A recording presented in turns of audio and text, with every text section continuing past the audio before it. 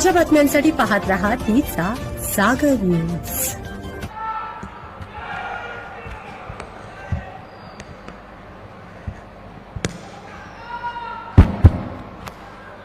मेरे साथ बोलिए, भारत माता की।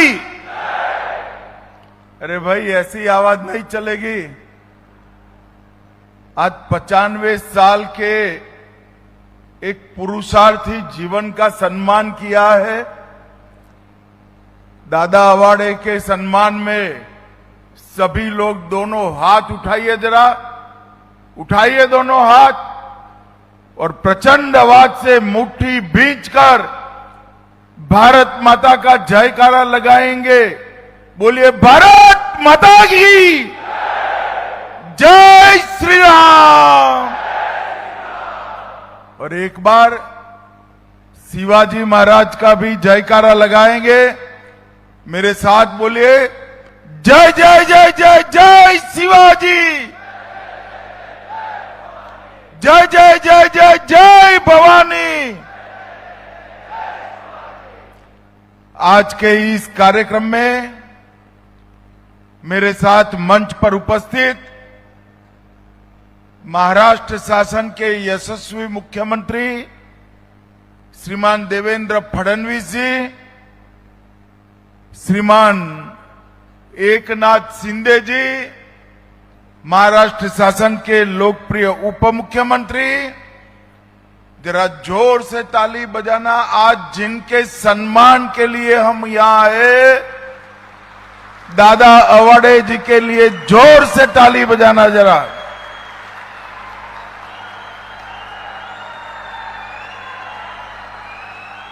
मेरे साथ मंच पर उपस्थित रविंद्र चौहान जी, अध्यक्ष भारतीय जनता पार्टी महाराष्ट्र, चंद्रकांत दादा पाटिल जी, आशीष सेलार जी, प्रकाश अबितकर जी, श्री हसन मुशरीफ जी, जय कुमार गोरे जी, संजय सावकारे जी, शिवेंद्र राजे भोंसले जी, श्री धनंजय महाडिक जी, धैर्यशील माने जी, कलपन्ना दादा के पूरा परिवार और आज इस कार्यक्रम में आए हुए इचल करण जी के सभी मेरे भाइयों बहनों को मेरा राम राम प्रणाम। भाइयों बहनों, आज मैं यहां आया हूं तब छत्रपति शिवाजी महाराज, छत्रपति संभाजी महाराज,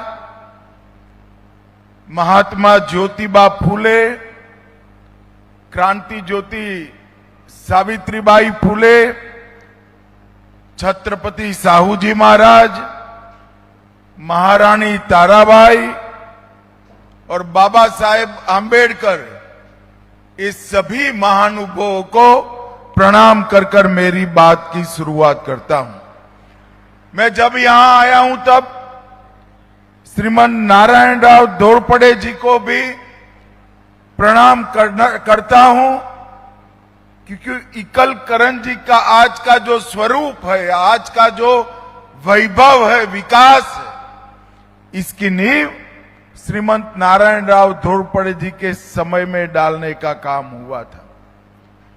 मित्रों, जब मैं आया हूं तब अभी अभी एक भारत के लोकतांत्रिक इतिहास में बड़ी घटना हुई। हमारे नेता और लोकप्रिय प्रधानमंत्री नरेंद्र मोदी जी ने देश के सर्वाधिक लंबे समय तक प्रधानमंत्री रहने का रिकॉर्ड तोड़ने का काम किया। लोकतांत्रिक तरीके से चुने गए प्रधानमंत्रियों के कार्यकाल के इतिहास में मोदी जी सर्वाधिक 12 साल से ज्यादा समय रहने का रिकॉर्ड बनाए हैं। और मित्रों, ये 12 साल जब भी आजाद भारत का इतिहास लिखा जाएगा, कई बड़ी बड़ी घटनाओं के नाम से अमर हो जाएंगे। मैं आज यहां खड़ा हूं तब 12 साल पीछे मुड़कर देखता हूं, एक ऐसी सरकार थी जो देश में लगातार बम धमाके और हमले होते थे, मगर देश के प्रधानमंत्री के मुंह पर 20 मन का ताला लगा हुआ था, वो एक शब्द भी नहीं बोलते थे। वहां से निकलकर मोदी जी आए, भाजपा सरकार बनी, उरी पर हमला हुआ, पुलवामा में हमला हुआ, पहलगांव में हमला हुआ, कहीं सर्जिकल स्ट्राइक, कहीं एयर स्ट्राइक, और अंत में ऑपरेशन सिंदूर कर कर पाकिस्तान के घर में घुसकर आतंकवाद को जवाब देने का काम किया। पूरी दुनिया के सामने भारत ने अपनी जनता और अपनी सीमाओं की रक्षा का एक संकल्प हिमालय से भी ऊंचा कर कर दिखाने का काम किया है। मोदी जी के समय में ही सेनाओं का आधुनिकीकरण हुआ। एक जमाना था जब एक गोली भी बनती नहीं थी, आज मिसाइल्स बनाकर हम पूरे विश्व के सामने आत्मनिर्भर भारत के रूप में खड़े हैं। मोदी जी के समय में ही कश्मीर से आतंकवाद पर संपूर्ण प्रभुत्व हमारी सुरक्षा एजेंसियों का आया, नॉर्थ ईस्ट शांत हुआ, और देखते देखते देखते 5 दशक पुराना नक्सलवाद आज भूतकाल बनकर रह गया है, देश नक्सलवाद मुक्त बन गया है। उनके समय में ही लद्दाख से लक्षद्वीप से पूर्वोत्तर से पंजाब तक शांति प्रस्तापित हुई। किसान से लेकर विज्ञान तक अनुसंधान का दौर चला। सेल्फ हेल्प ग्रुप से लेकर गांव की महिलाओं की समिति से लेकर स्टार्टअप तक के दायरे को आगे बढ़ाने का काम हुआ। और मोदी जी एकमात्र प्रधानमंत्री है जिन्होंने सहकारिता की भी चिंता की और स्पेस में भी सिद्धि प्राप्त करने का काम किया। एक किसान, एक पशुपालक, इसकी चिंता उन्होंने सहकारिता के माध्यम से करी। और स्पेस पे जो हम पिछड़े हुए थे, चंद्रयान को चंद्र के दक्षिण ध्रुव पर पहुंचाकर भारत का तिरंगा चंद्र पर फहराने का काम हमारे नेता नरेंद्र मोदी जी ने कहा। उनके समय में ही बरसों से अटकी हुई, गले की फांस बनी हुई धारा 370 समाप्त हुई। उनके ही समय में ही अयोध्या में आसमान छूने वाला राम का मंदिर बनाने का काम भी हुआ। औरंगजेब ने तोड़ा हुआ बाबा विश्वनाथ का कॉरिडोर फिर से बना, महाकाल का लोक बना, और सोमनाथ का मंदिर भी स्वर्ण का बनने का काम हुआ है। उन्होंने विश्व में भारत की आवाज को सुनना पड़ेगा ये प्रस्तापित करने का काम किया। आज इंफ्रास्ट्रक्चर के क्षेत्र में 13,000 फीट पर सेला सुरंग, 10,000 फीट पर अटल सुरंग, सबसे लंबा अटल सेतु मुंबई में, और असम में लोहित नदी पर भूपेन हजारिका सेतु, ये सारे इंफ्रास्ट्रक्चर इंजीनियरिंग के क्षेत्र में अजूबा बने हुए हैं। उत्तर प्रदेश में 594 किलोमीटर लंबा गंगा एक्सप्रेस, 700 किलोमीटर लंबा बुंदेलखंड और पूर्वांचल एक्सप्रेस बनाने का काम भी नरेंद्र मोदी जी के समय में हुआ। Mumbai coastal road, bullet train और ग्रीन फील्ड एयरपोर्ट और वाधवान का बहुत बड़ा पोर्ट बनाने का काम भी उनके ही समय में हुआ। मित्रों, आज मैं यहां आया हूं आज महाराष्ट्र के इस क्षेत्र में आया हूं जिन्होंने देश को मीठा रखने का काम किया है। अगर एक कोल्हापुर और पश्चिम महाराष्ट्र की शुगर मिलें न होना तो पूरा देश मीठा नहीं खा सकता, पूरा देश मीठा खा सकता है। इसका कारण आपके यहां के शुगर का उत्पादन है। नरेंद्र मोदी जी ने अपने समय में सहकारी चीनी मिलों के लिए ढेर सारे काम किए। देवेंद्र जी ने उसको हरी इडली गिनाया, मगर मैं पूरा हिसाब किताब देकर जाऊंगा और पूछूंगा कि जो सहकारी क्षेत्र के सबसे बड़े लोग यहां से गए, उन्होंने अब तक क्या किया, ये कांग्रेस पार्टी ने क्या किया? इसका जवाब कांग्रेस पार्टी ने देना पड़ेगा।